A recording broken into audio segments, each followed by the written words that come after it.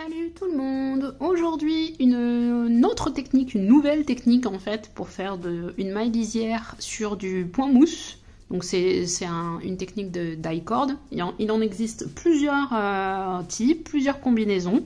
Celle-ci, cette technique-là, je la trouve assez simple. Et comme c'est sur du point mousse, c'est encore plus simple et donc hyper accessible pour les débutants. Je vous montre ça maintenant.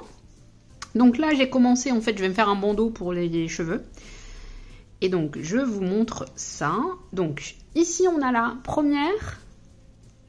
Ici, on a notre première et notre deuxième maille. On va venir faire un jeté. On passe le fil, en fait, entre la première et la deuxième. Je vais venir piquer comme ça, comme si j'allais tricoter à l'envers la première maille et le jeté que je viens de faire.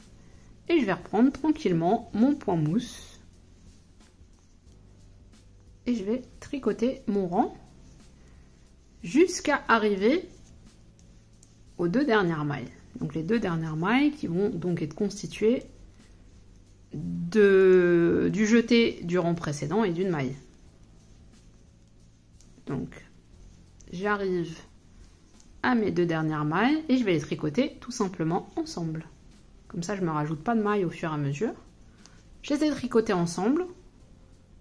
Et ça donne cette bordure hyper nette. Je vous remontre une fois.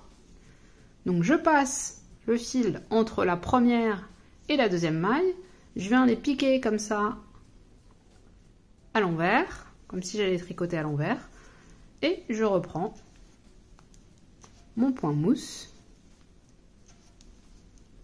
Je tricote mon rang jusqu'au bout.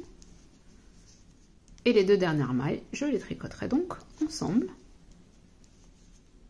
Ce qui permet systématiquement de ne pas avoir une maille de plus et de retomber sur son nombre de mailles initiales, 20 pour ma part. Hop, je tricote les deux ensemble. Et voilà. Ça nous permet d'avoir une lisière hyper nette. C'est ce type de bordure que j'utilise notamment dans les brassières pour bébé. Quand je fais une brassière pour bébé, les brassières ouvertes, là, hein, comme j'ai envie que la bordure soit plutôt sympa et plutôt nette, et ben je fais ça. Voilà, vous avez vu, c'est pas très compliqué. J'espère que ça n'a pas été très compliqué et que vous allez pouvoir le refaire rapidement. Je vous souhaite une bonne journée, à la prochaine vidéo. Ciao!